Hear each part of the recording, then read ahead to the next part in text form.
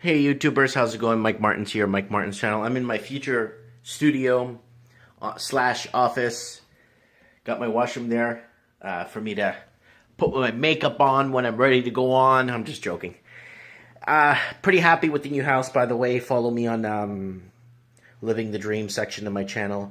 But I got a really good article I want to read for you guys coming out of California. Knows how to party. And you know, with the vacant houses out in California and the whole mass exodus of Californians leaving California, I got a really good one. This is a really good article. So I found this the other day, stumbled upon it, and I want to read it to you guys. Who's accountable for the California housing crisis? Let us point the finger. Let us judge. Let he who is without sin cast the first stone. So let's go. From Bay Area tech workers living in tiny offices to families squeezing into illegally converted garages. The lack of affordable housing has prompted an unknown number of people into potentially unsafe living conditions. Senior investigative reporter Vicki Nugent asks the state housing czar Ben Metcalf,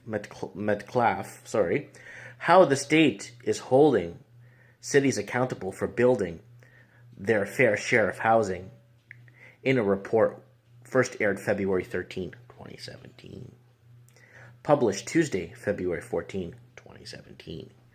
California's affordable housing crisis has reached an epidemic level, with rents at all-time high and home ownership rates at their lowest since the 1940s. That's before World War II. Well, that was during World War II, sorry. Still, despite the housing crunch, California has some of the country's toughest laws required for affordable housing. But as the NBC Bay Area Investigative Unit uncovered, those rules are rarely enforced, leaving millions of people looking for alternative ways to live. Serial entrepreneur Kat Volas is among the Bay Area workers fleeing the housing burden.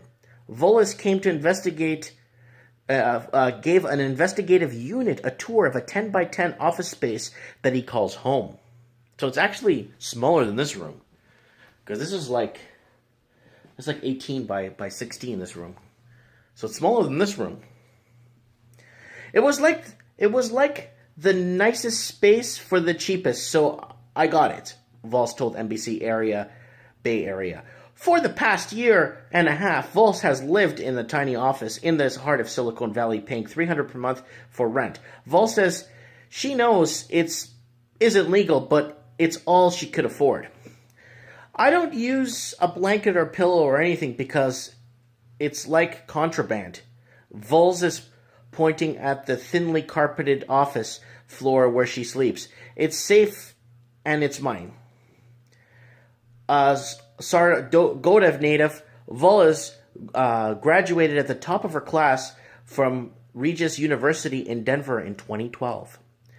She returned to the Bay Area and used her education to form a startup business making perfume, as well as doing web design, marketing, and digital media. However, Vol says she quickly found herself in Catch-22, too qualified to be hired for hourly wage jobs, but not making enough money to afford a steady housing. Since then, she's lived in offices, backyard sheds, and her Toyota Corolla. This is horrible, people. Lack of affordable housing. Vols is one of millions who struggle to pay for housing in California. State data shows more than 1.5 million households pay more than 50% of their income towards rent.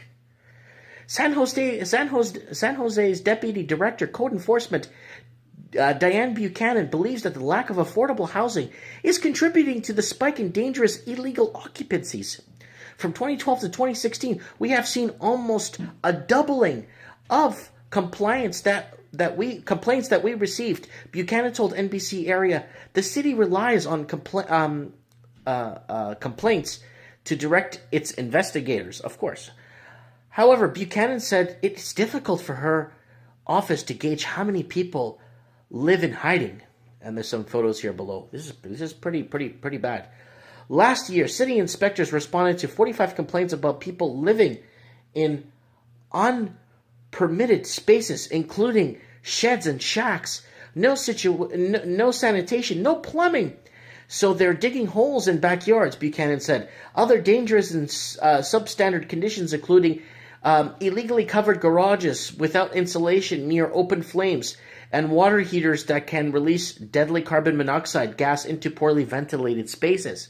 Buchanan maintains that the safety is the number one priority of her office. This is a ticking time bomb. None of these inspectors like to see people living in these conditions. And what we have to move them out. This is pretty tough. I mean, if you're working for this agency and you got to go around and you got to start moving people out of their places, I'd be pretty choked too. Like if that was my job, I'd be very emotional. I don't think I could handle that job. Let me switch hands here. My arm's getting tired here. Affordable housing and unenforced mandate.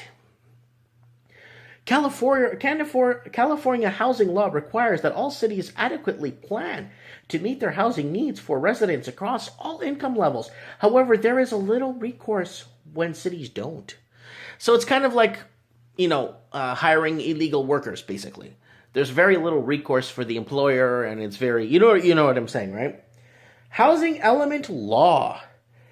There's no consequence today. We don't have any sanctions at state level. There are no consequences. If you say you've planned on paper, then you get a free pass. We don't hold your feet to the fire, State Housing Director Ben McClellan told NBC Bay Area.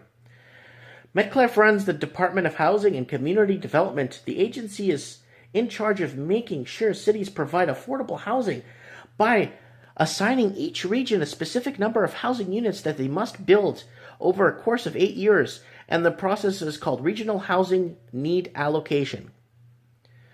Figures from the State Housing Assessment show California's built on average 80,000 homes each year over the past decade.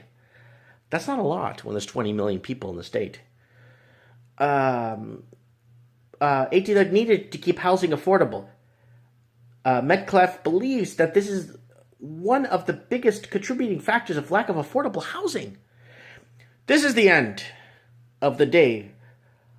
A solvable problem, Metcalf said. The fact is, housing is so expensive today is a consequence of decisions that have been made at the local and state level, and those decisions that have been made can get revisited and they can be changed. Regional Housing Need Allocation 2007 to 2014. While we hold them accountable to plan for the growth, we don't hold them accountable to see if growth actually happens, Micklef said. However, his agency is working to change that through incentives that could potentially encourage cities to approve affordable housing projects, such as linking funding for city parks and the amount of housing built in the city.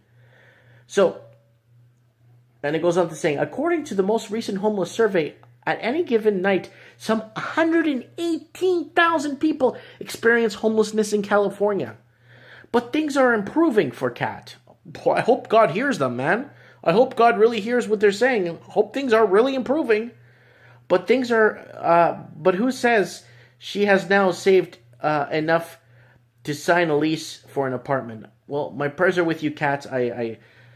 I really hope, God hears you, and I hope things really, really improve for you. I mean, I really do. Because the amount of people that are struggling, it's beyond, living the California dream, going down to LA. When I was a kid back in the 80s, everyone wanted to be an actor. I wanted to be an actor. Everybody wanted to be on the big screen and be a star and, and get out there and meet people and blah, blah, blah, and sign contracts. Everybody wants that, everyone makes their way to... Now the California dream is, gone, like listening to 118,000 people are homeless? That's huge. That's the size of the town I live in here. This town I live in, it's a cowboy town. Lots of farming and stuff in the mountains here. And mind you, it's very mild here. The weather's actually been really good. So because a lot of people fear, oh, the cold, the cold. Look up some cities in the west coast in Canada. You'll see how mild some of this. This city has experienced the biggest snowfall in the last since 1896. So I'm experiencing the first year here with massive snowfall, but it's going to be in the plus 10s all this week, which is 70s for you guys or 60s in the States, 60s for you guys, 55s for you guys in the States. But it's going to be great. I'm really excited to have a good introduction to spring. But this whole California situation has really got me thinking. I mean, first world problems are becoming big problems now. I mean, people are saying, "Oh, I bought this earring, it doesn't fit." That's a first world problem. A third world problem is, "Oh, I haven't eaten in 3 days. What am I going to do?" Now, first world problems are starting to merge into second world and third world problems, and this is not supposed to be happening. You know what I'm saying? This is supposed to be, but like a lot of people say and conspiracy theorists say, it's by design. Government is basically setting up its people for failure.